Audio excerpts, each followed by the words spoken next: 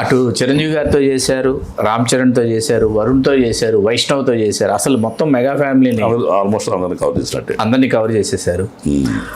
Purely ఒక personal question, చెప్పండి. మీ సక్సెస్ని మీ అర్థానికి చూసారా? సక్సెస్ అంటే సక్సెస్ని చూడలేదు కానీ సినిమా మీద ఓన్లీ ఖైదీ నెంబర్ 150 సినిమా ఒకటి చూడగలిగిందండి ఆవిడ. ఒక్క సినిమా చూడగలిగింది? ఒక్క సినిమా చూసింది. ఓకే. ఏప్రిల్ 5వ తారీఖున ఫస్ట్ డే షూటింగ్ నాకు రంగస్థలం 2017 ఏప్రిల్ 5వ తారీఖు నా డేట్ ఇచ్చారు. 4వ తారీఖు నైట్ ఇక్కడి నుంచి వెళ్ళాలి రాజమండ్రి దగ్గర టేకూరు పోలవరం వెనక ఊరికి. 4th నైట్ బస్సు బుక్ చేశారు. ఆవిడ 1వ తారీఖు చనిపోయింది. చనిపోయిన బాధ కంటే ముందు ఈ గొప్ప అవకాశం వచ్చింది, దీన్ని మిస్ అయిపోతున్నామే, దీన్ని ఎలా కాపాడుకోవాలి. చనిపోయింది ఒక పక్క బాధ, ఇది తెలిస్తే ఎలాంటి పరిస్థితులు ఉంటాయి, అవకాశం కూడా పోతుంది అని చెప్పి ఒక పక్క పిల్లలు, 2 ఆడపిల్లలు, అప్పుడు 7 days 8 days వాళ్ళ అమ్మని చూసి హాస్పిటల్ కోమాలో ఉంది. మనం నేనే చూడలేను, మందు బిళ్ళలు ఇవ్వడం తప్ప ఇంకా చేయగలిగేది లేదు అని చెప్పని ఇప్పుడు పిల్లలకి ఎలా సమానం చెప్పాలి, చనిపోయింది ఎలా చెప్పాలి, ఈ చనిపోయింది ఎలా చనిపోవడం, నెక్స్ట్ జీవితం ఏంటి, అవకాశం ఏంటి, 100 రకాల సంఘర్షణలతోటి అతలాకుతలం అయిపోయానండి. 2వ తారీఖు కర్మకాండ చేశాను, నేనే దానం చేశాము. 3వ తారీఖు కృష్ణా గోదావరి కలిపి వచ్చా. ఆ నైటు మా మేనత్తలో అక్కయ్యలు నన్ను ఏరా ఒరే బుద్ధి లేనివాడా అని తిట్టగలిగిన వాళ్ళందరూ కూడా వెళ్ళొద్దనే, వేషానికి వెళ్ళొద్దు, 11వ రోజు కర్మ అయ్యేదానికి కదలొద్దు, నువ్వు చేసలే మాక పిచ్చి పట్టింది ఏంటారు నీకు. మా మేనత్త చెడమడ వాయించింది. నేను మెంటలీ ఫిక్స్ అయిపోయి ఉన్నా. 3 రోజుల్లో మానసికంగా ఫిక్స్ అయిపోయి ఉన్నా. ఇప్పుడు చనిపోయిన భార్యని తేలేను, ఈ అదృష్టం వదిలిపెట్టలేము. ఇది అద్భుతమైన అవకాశం. ఒక టాప్ స్టార్ అయిన సమంతకి ఫాదర్గా 2వ సినిమాకి రావటం అడగకుండా అదృష్టం కొద్ది వస్తే దానికి అడ్డు రావడం ఏంటి సమస్యలు, ఇది పరీక్ష నాకు. ఇది చిరంజీవి గారు చిన్న వేషం అంటే ఆయన ఆ వేషం ఇవ్వటం ఏంటి, ఇవన్నీ ఎక్కడ జరిగే విషయాలు కావు. ఇలా జరుగుతున్నాయి అంటే భగవంతుడు నా డెస్టినీ సినిమా రాసి పెట్టాడు, వెళ్ళకపోతేట. ఈ వాదనలో మా మనసులో అది ఆందోళన నాకు. మా అత్తయ్య గారు పొలిమేర ఇలిమేర అంటే మేనత్త అత్తయ్య నువ్వు పొలిమేర నీకు మీరు మాట్లాడేదండి నేను అన్నాం, మీరు ఎవ్వరు నా డెసిషన్ మేకర్స్ గారు, కారు అంతే, మీ కోపం వెళ్ళిపోయిన ఇంట్లోంచి నేను చెబుతున్నాను, వెళుతున్నా. ఇప్పుడు మీకు రామ్ చరణ్ వాడు తెలియదు, రామ్ చరణ్ సమంత కాంబినేషన్ క్రేజ్ తెలియదు, మీకు తెలియదు. సంబంధం మన సుకుమార్ గారు కెపాసిటీ మీకు తెలియదు, మైత్రి మూసి బ్యానర్ వ్యాలీ మీకు తెలియదు, సమంత ఫాదర్ నాకు వచ్చే రెప్యుటేషన్ మీకు తెలియదు, మీరు చెప్పే పొలిమేర కథ కూడా మీకు తెలియదు. ఇంత రేంజ్లో వాదించి మా నాతోటి మా అక్క వీళ్ళందరూ సైలెంట్. మీరు ఎక్కడన్నా పొలిమేర దాటి చస్తారంటారు, చచ్చిన వాళ్ళ విషయం తెలుసా మీకు? అసలు పొలిమేర ఎందుకు దాటొద్దు అంటారో తెలుసా మీకు? మీరు అడిగారు అది నేను రివీల్ చేస్తున్నా. మన రైటర్ సెన్స్ తెలిసింది కాదు, ఆడు రైటర్ పాయింట్ ఆఫ్ వ్యూలో ఈయన్ని కవర్ చేయడానికి ఆడు వచ్చాడు బయటికి అని అన్నానే డైలాగ్ వేసేసి అందరికీ చూస్తున్నా. ఎవడన్నా చెప్తాడు దాన్ని నీట్ తీసుకున్నాను, ఎవరు చెప్పట్లా. అందులో ఈ రైటర్ గారు మేధావి ఈడే చెప్తాడు వింటున్నారు.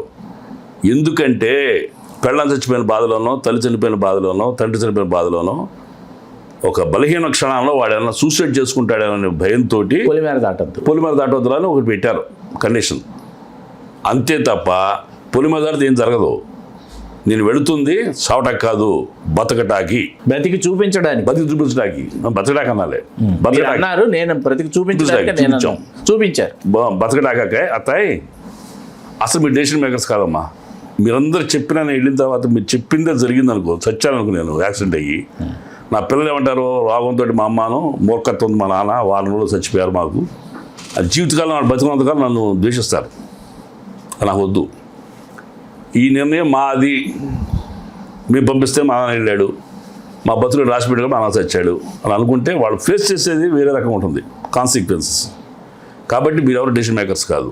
తల్లి మీరు చెప్పడమ్మా, ఈ పక్క కూతురు, ఈ పక్క తలిపేనక మా పెద్ద అమ్మాయి ఏడుస్తూ ఉన్నారు, మీరు చెప్పండి రా, మీరు వెళ్ళమంటే వెళ్తా. మీ ఇద్దరు ఏ ఒక్కడు వద్దన్నా ఆగిపోతా.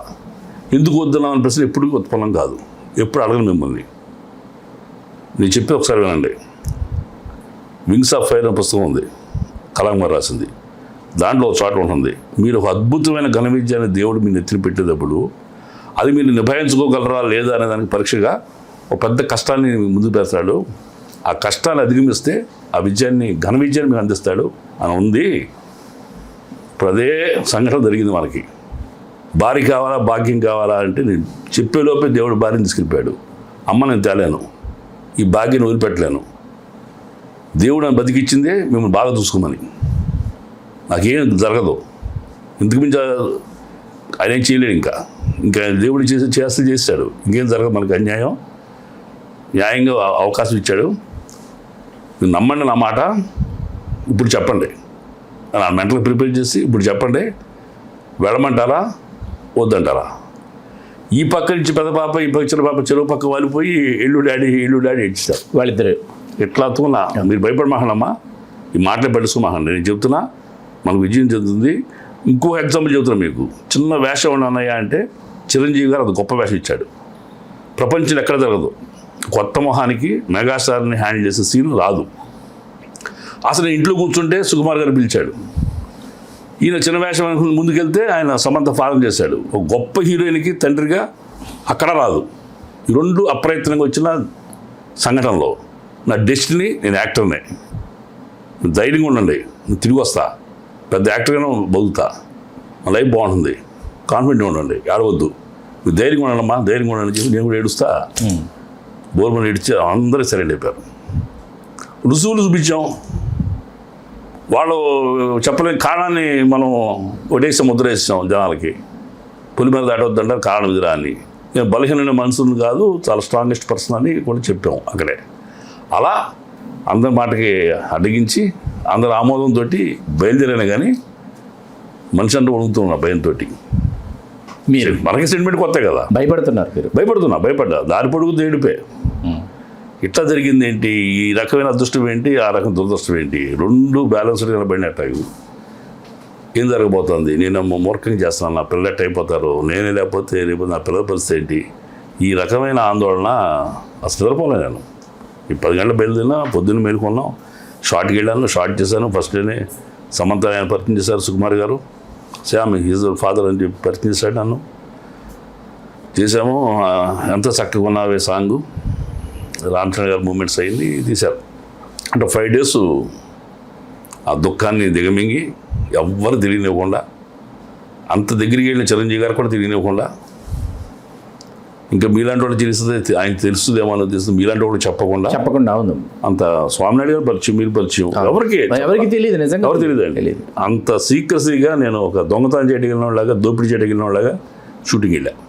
నా జీవితం అత్యంత సంతోషకరమైంది, విషాదంతో కూడింది రంగస్థలమే. అవును. సినిమా తర్వాత థియేటర్లో మీ అమ్మాయిలతో కలిసి చూసారా మీరు? మా పిల్లలు విడిగా చూసినట్టున్నాం, అమ్మాయిలతో కలిసి చూడలేదు కానీ బట్ విడిగా చూసాము. వాళ్ళు విడిగా, నేను విడిగా చూసాము. నేను వచ్చిన మార్నింగ్ షో వెళ్తా కదా, వాళ్ళ తర్వాత ఫ్రెండ్స్ తోటి వెళ్ళారు, వాళ్ళు తిల్లైపోయారు. చాలా గొప్పగా గౌరవం పెరిగింది, ఆ సినిమా కూడా నిలబెట్టింది అన్న. మహేష్ గారు, దీని కొనసాగింపు అని అనుకోకపోతే ఒకసారి తిరిగి చూసుకుంటే ఈ విజయాలన్నీ చూడటానికి అర్థం లేదనే బాధ మిమ్మల్ని ఎప్పుడు సార్ అది ఉంటుంది. ప్రతి ఒక్క ప్రశంస వెనక చిన్న బాధ అటాగా ఫలాలు వస్తుంది. ఎలా జరిగింది?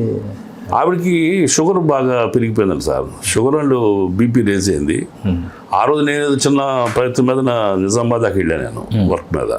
తిరిగి వచ్చరికి ఆవిడ కొంచెం బాగా ఆ రోజు ఎండలో బయటికి వెళ్ళింది. అది కూడా వాళ్ళ ఫ్రెండ్ శారీ కొంటానంటే తీసుకెళ్ళింది ఈవిని. ఆ శారీ షాప్లోనే నీరసం అయిపోయిందంట. చాలాసేపు రెస్ట్ తీసుకుంటే కానీ, కూల్ డ్రింక్ ఏదిస్తే కానీ మామూలు మనిషి కాల. ఆ రాత్రి ఇక ఉన్నాము. పొద్దున్నే నేను నిమ్స్లో తీస్తే వాళ్ళు బ్రెయిన్ ఇచ్చామన్నారు. ఎంఆర్సీ అంటారు కదా, ఎంఆర్ఐ.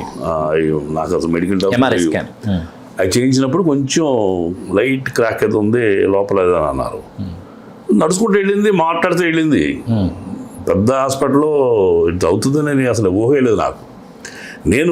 నా టెన్షన్ అంతా ఏంటంటే April 5th నాటికి డిశ్చార్జ్ చేస్తే బెటర్ కదా, డిశ్చార్జ్ చేస్తే ఎవరిని అసలు ఇంట్లో అని ఆలోచిస్తున్నా. ఈ ఆలోచనే బామ్మద్దని పిలుద్దాం బంధం నుంచి, ఈ ఆలోచన తప్ప ఈవిడికి ఏదో అయిపోద్ది, నా జీవితం ఒకసారి ఉల్టా పల్టా అవుతుంది అనే విషయం లేదండి. ఇప్పుడు గుర్తొస్తున్నది, మంచి సినిమా నేను చేసి మంచి ప్రశంసలు. ఇప్పుడు మనశంకర ప్రసాద్ గారు చాలా వచ్చినాయి ప్రశంస నాకు నిజంగా. అవన్నీ చెప్పుకోవడానికి ఎవరుంటారు? మా పిల్లలు చూపిస్తే 2వ సారి చూపిస్తే బోర్డు డాడీ చూసాంగా అంటారు. అంటది. పెద్ద అమ్మాయి యూకేలో ఉంది, లండన్లో ఉంది. నేను పంపిస్తే డాడీ నన్ను స్పాయిల్స్ ఏదో ఉంది దాన్ని అడేదాన్ని, don't send me the spoils ఉంది. ముందుగా పంపించినాము డైరెక్ట్ సినిమాలో చూస్తాను, నువ్వు ఓకే ఆడు పంపించింది ఈ పంపించింది నాకు పంపిస్తుంది ఇది అన్నట్టుగా. ఓకే అమ్మా అన్న, చింత చెప్పాక నీ సీన్ చెప్పాక అట్లాగే ఉప్పెన్ను మొత్తం చెప్పేసా ముందు మాకు పెళ్ళాం అందట్టగా. భార్య అందండి, ఆవిడకి చూడాలని తిల్లు ఉన్నా చేయాలని ఉన్నా మనం చెప్పి మాట వింటది, మన ఆనందం కోసం వింటది, తనకి ఇష్టం లేకపోయినా వింటది. అది నేను స్పష్టంగా గ్రహించాను. అది భార్య క్యారెక్టర్ భార్య, ఆ స్థానం ఆవిడదే. అంతే. మహేష్ గారు, మరిన్ని అత్యుత్తమమైన పాత్రలు మిమ్మల్ని వరించి రావాలని, వాటిని మీరు ఎంతో సమర్థవంతంగా పోషిస్తారు మాకు తెలుసు, ప్రేక్షకులకు తెలుసు. అవి పోషించి మరింత కీర్తిని గడించాలని మనస్ఫూర్తిగా కోరుకుంటూ, బోయపాటి శ్రీను గారు అన్నట్టు అఖండాల సన్నివేశం పూర్తయిన తర్వాత ఆయన ఆ రోజు రాత్రి చూసిన తర్వాత మరుసటి రోజు మీతో అన్నారే, ఇవాళ నుంచి ఇండస్ట్రీ మీకు అవసరం, రేపటి నుంచి ఇండస్ట్రీకి మీరు అవసరం అని. అట్లా ఇండస్ట్రీకి మీరు అవసరం, అటువంటి గొప్ప పాత్రల సృష్టి జరగాలి, మీరు కొనసాగించాలని మనస్ఫూర్తిగా మరొకమారు కోరుకుంటూ మీకు నా హృదయపూర్వక ధన్యవాదాలు. ధన్యవాదాలు సార్. మీ యొక్క ఆశీస్సులు ఫలించాలని భగవంతుడు ప్రార్థిస్తున్నా. మీ అందరి హృదయంలో ఇలాగే కలకాలం నిలవాలని మనస్ఫూర్తిగా కోరుకున్నా. ఈ సందర్భంగా నాకు ఈ సినీ జీవితాన్ని ప్రసాదించిన మెగాస్టార్ చిరంజీవి గారికి పాదాలకు నమస్కరించి నా యొక్క కృతజ్ఞతలు తెలియజేస్తున్నా. అన్నయ్య, you are my god. Thank you. Hello, Telugu Rajyam channel చూస్తున్నారా? సామాజిక, రాజకీయ, జీవన చిత్రణే తెలుగు రాజ్యం. అతిశయోక్తులు, అసత్యాలు ఉండవు. రాజకీయ కోణం కాదు, ప్రజా కోణమే కొలబద్ద. తెలుగు రాజ్యం వీక్షణ మీ ఉత్తమ అభిరుచికి నిదర్శనం.